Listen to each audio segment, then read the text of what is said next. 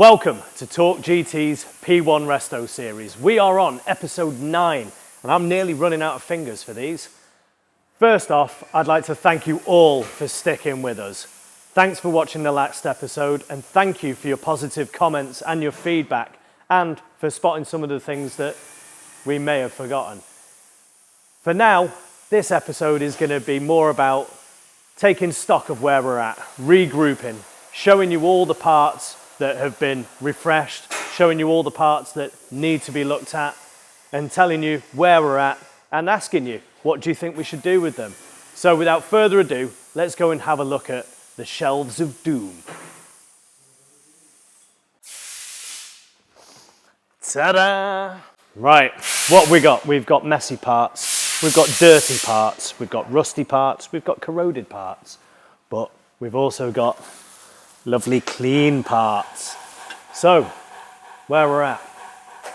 As you can see, we've still got various components that need shop blasting, powder coating. So we've got the gearbox cross members. We've got various brackets that still need stripping off the ABS pumps. The ABS pump will get cleaned up. The bracket itself, shop blasted, painted, powder coated.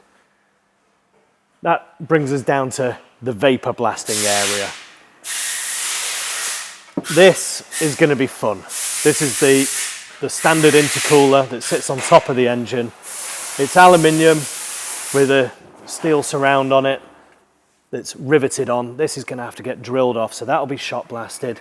This bit will be vapor blasted. Everything will be sealed so that nothing goes in. If you're actually cleaning up engine parts, especially stuff like intercoolers, always make sure you seal any of the main access holes. That'll stop dirt going in them and it'll stop problems later on down the line. We've got a couple of engine components, brackets, that still need the vapor blast treatment. Now vapor blasting means that the components, if we go down to this shelf, will come out looking glorious like these. It's just a massive, massive difference. We're going to be doing this with all the aluminium components on the drivetrain. Under here, we have the engine components, the crank, the pistons, the rods, lots of genuine Subaru gaskets, these huge Aircon calipers. The rebuild kit is on its way to us. And then we've got to rebuild them. That's going to mean stripping them down, vapor blasting, repainting, getting them looking like new. These flexi hoses, they're going to be gone. They will be replaced by some lovely braided steel lines. Stuff like washer bottles, header tanks. These look nasty. However, Mitch has done a grand job of getting this washer bottle looking virtually new. And I'm now dirtying it with my hands, so I'm going to have to clean it again. The trick with this one, bear with me on this, washing powder, the type that you put in your washing machine, mixed with some Vanish Oxy Action. Swill it all around, agitate it, leave it, comes up looking like new. Around the corner, we've got the true shelves of doom, because they've still got the old dirty parts that we didn't want to throw away, just in case. So, as you can see, we've still got some of the old shock absorbers on them. Now, if you look at the last episode, and you see those gorgeous red shocks compared to what we took off the car. Yeah, that's what we were dealing with. So every component underneath the vehicle was pretty much caked in wax oil and rust. The downpipes and the heat shields we are struggling with at the minute. So I've suggested maybe going for that lovely, looks motorsport spec heat shielding that gets welded around the downpipes. So everyone's going, oh, I'm not sure, perhaps we should stick with OE if we can get the parts. But time's pushing on and we do need to start really coming together on these. So let us know what you think on them. What else do we have? The clutch master cylinder assembly, again, dirty lid, dirty bottle, dirty pipes. Another job for Mitch, he'll clean those up nicely. It's a mammoth task when you restore a car to this level. And everything has to be documented, everything has to be catalogued. You have to take stock of it and really it needs to be have a dedicated team to it. And the problem when it's your own project is that you've got your day-to-day jobs taking over and things go, oh, well, I forgot about that because you had me fitting a gearbox on an R32 GTR. Because that's what we do. We've got lots of projects in. They're not ours, they're customer builds. The P1 is ours. Before we get to the brake pipes, I just wanted to show you Mitch's resto station. Mitch, that's Mitch, has been doing a cracking job cleaning up all these components, whether they're plastic, whether they're metal, rubber, whatever. He's been doing a brilliant job bringing all these parts back to new condition generally. So these are airbox components and they're in fantastic condition. Even the rubber parts, there's no perishing on these. This discoloration, I think, is still the original mold release agent from when they were made, but all the dirt has come off it and there's no perishing. It's as good as new. Over on this trolley here, what have we got, Mitch? We've got metal pipes. These will be shot blasted. The rubbers will come off and be cleaned. Once these are shot blasted, they'll be painted. More engine components, steel stuff, shot blasted, aluminium stuff, vapor blasted. They'll all these bolts will then find their way into the Genelite solution. So Genelite do a rust remover, which is different to a rust converter. Rust converter uses tannins to turn everything black and seal the rust. This actually dissolves the rust and it leaves a zinc phosphate coating on it, not to be confused with the zinc passivation, which is the nice golden yellow stuff. So in this little box here, we've got all the components, some nuts and bolts, just soaking in there. They get agitated with the brush. All the dirt comes off, the rust comes off. When they come out, they look like this. Then they can get shot blasted if there's still a little bit more pitting on them. These will then go off for zinc passivation. All the pulleys, these were scabby. So they've been in the Genelite, they've been shot blasted. They are now ready for cleaning up and paint. And everything will look amazing. All the plastic clips. I can't tell you how thankful I'm not doing this and you are. Cleaning up all the dirt off all these plastic clips. Time consuming. Some of them we can't get hold of. Some of them we will get brand new. And then we've got the box of stuff ready to go off for fresh passivation.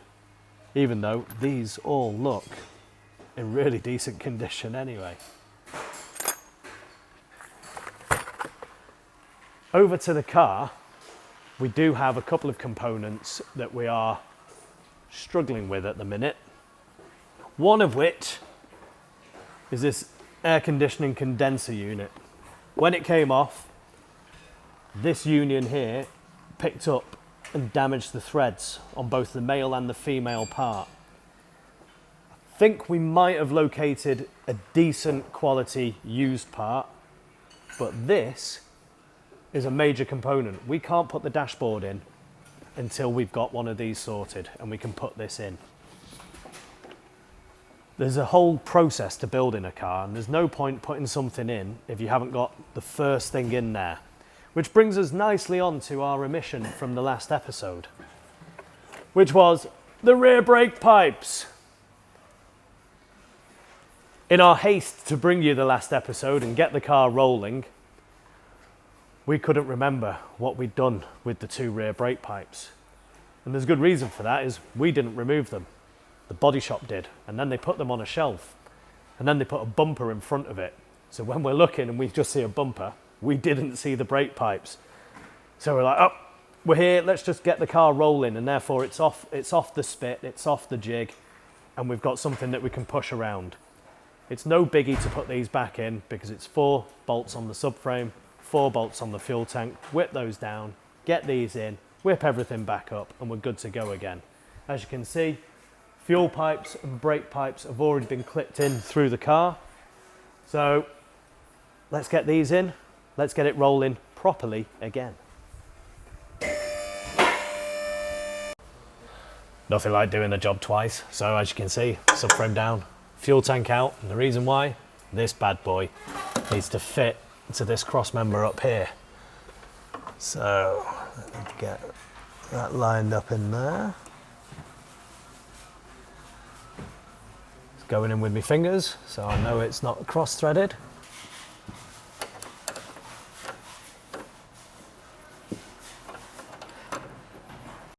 And it was as simple as that. Now we can get the fuel tank in, we can get the subframe up, we can get the hubs in, and we're good to go. We will have a rolling shell again. This might seem like deja vu, because it is deja vu. Getting the tank in.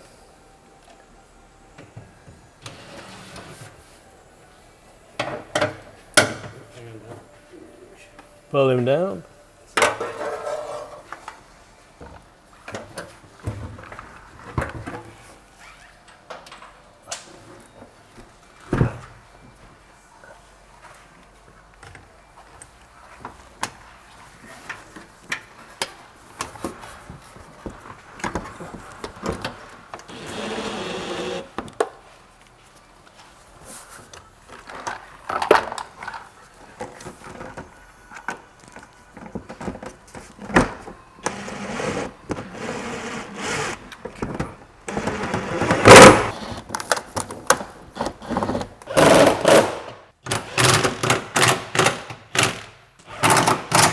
Another couple of rubber parts that Mitch has cleaned that we can do with the subframe on, although it does make it easier with them off.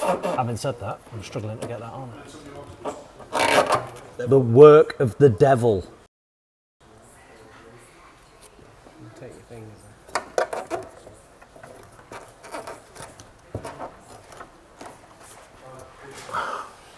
I'm actually too short for this job.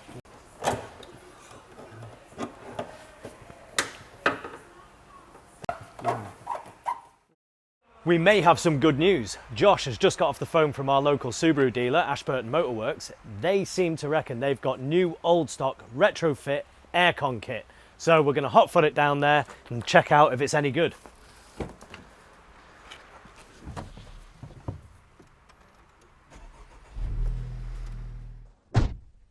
We're on our way to Ashburton Motorworks. Spence is in convoy in an R32 GTR, which I have to say looks stunning in my mirrors here. Hopefully this new old stock, that is an actual thing. New old stock. Sounds like an oxymoron, but trust me, it's real. Hopefully it will be what we need and will solve all of our problems, and we'll be able to get the aircon sorted and therefore the dashboard in, which will allow us to put the interior together. It's quite a big thing, really. Feels good to be back in this FK8. It's been a while. If you haven't seen it, we did a video on our Yaris GR pickup, and I was driving this and comparing it to the Yaris. Having some time away from a car and then getting back into it, you sort of have to recalibrate. I know I have to recalibrate because I've been driving an MX-5 for a few days and the indicators and wipers are the wrong way round. And now I'm back to a normal car like this. Every time I indicate, I might accidentally do the wipers, which is really frustrating. Go and flash somebody and wash your windscreen. But it's got a lovely swell of torque that is, I've said it before, it's missing on the naturally aspirated cars, especially for motorway cruising. It's just a more grown-up vehicle, to be honest. It's a gorgeous day here in South Devon. We are now down the road at Ashburton Motorworks, and fingers crossed, this kit is what we need.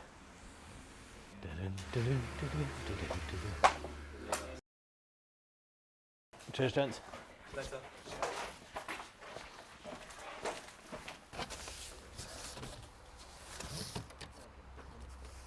So this is made by the same company, Zexel. It's not quite what we need, but we're going to see if we can salvage some parts and retrofit it.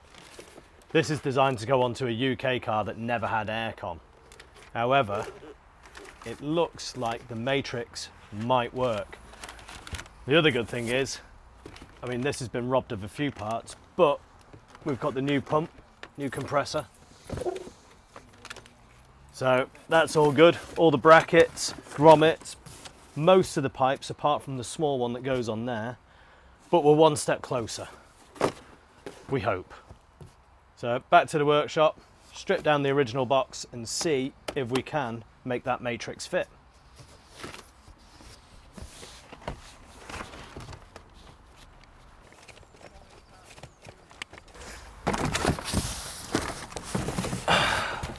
Practical supercar, the size of the boot. So we're now back from Ashburton Motorworks. You can see this is our genuine P1 aircon heater blower, and the P1 was based on the Japanese two-door car. It had aircon from the factory. UK cars didn't all come with aircon, so Subaru did offer an optional retrofit kit, and it's made by the same company, Zexel, as this one. I got the made in Japan, Zexel. They are different parts though. What I'm wondering, and it is a gamble, if I crack this open, see if I can get this matrix out, crack this one open, and line up the matrices, and see if they can be cobbled together in some way. If not, back to the drawing board.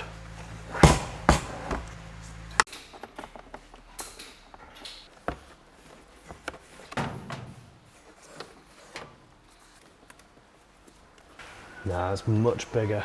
Well, as you can see, the matrix that we've just bought is massive in comparison to the one that's factory fitted. All is not lost, however. I reckon we can do some jiggery pokery with the TIG welder. Tiggery pokery. Good pun. You can tell I'm a dad, can't you? I reckon I might be able to get this one onto there, and that will solve the issue. We can build this back up, and therefore we can get it in the car and get a dashboard in and start doing the carpets and stuff like that. The other bonus in getting that kit at a really good price, because it had just sat on a shelf for 20 years, is we got a brand new, genuine Subaru aircon compressor. And that way, Mitch doesn't have to do any cleaning on that one, and we've got a perfect one to go on the car. So I'm going to take these back to my workshop. In the meantime, come with me, got a little treat for you. Promised you something special. I didn't lie. This is a true resto mod. Much in the vein of an Alphaholics Alpha GTV or even a Singer Porsche 911. This was the subject of a 5-year restoration, painstaking restoration by its owner, and it's currently on Torque's website and up for sale. I don't want to get too close to it because it is just lovely. However, you have to see this engine, and in a minute I may even start it up for you. Look at that. So this is the original engine. It's been bored out to nearly 3 litres. Eagle-eyed viewers may notice that they are not carburetors, they are throttle bodies.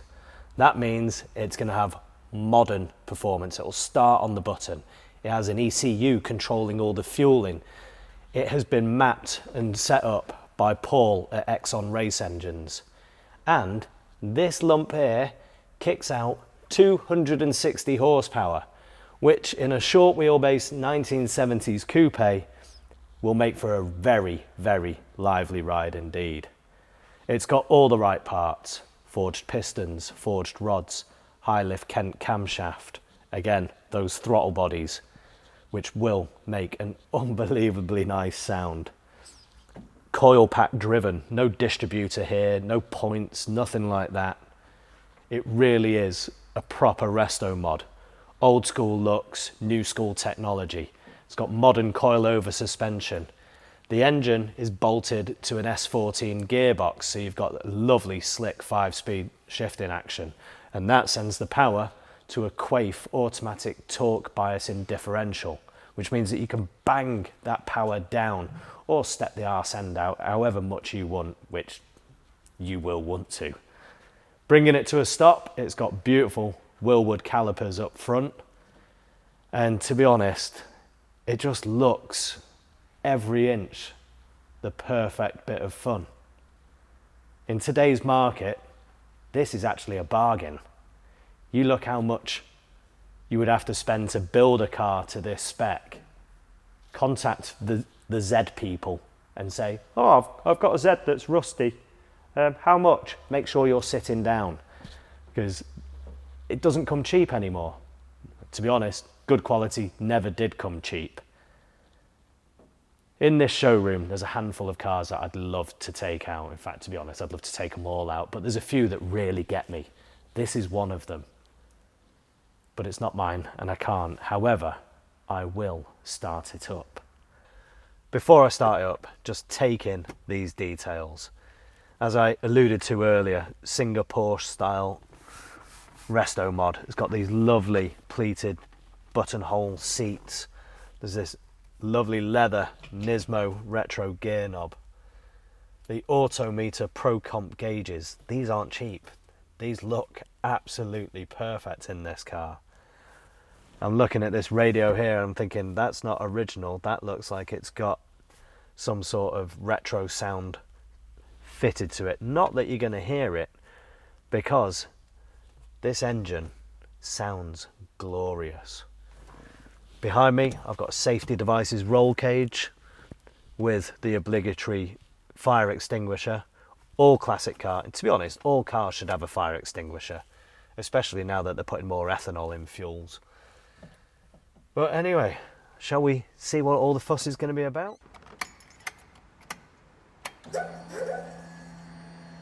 Primed.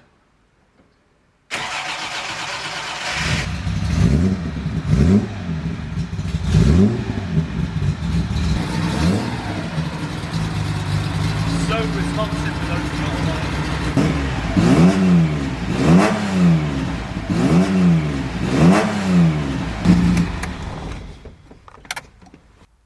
I'm in love. I tell you what, if we get over 1,000 likes on this video, I will do my utmost to convince the powers that be to let me have the keys so that we can take it out on Dartmoor and do a video for you with it out in the wild. Anyway, thanks for watching. Hopefully, next episode we'll have a few more parts arrived and we'll be able to get more on the P1. Like and subscribe, and I'll see you again.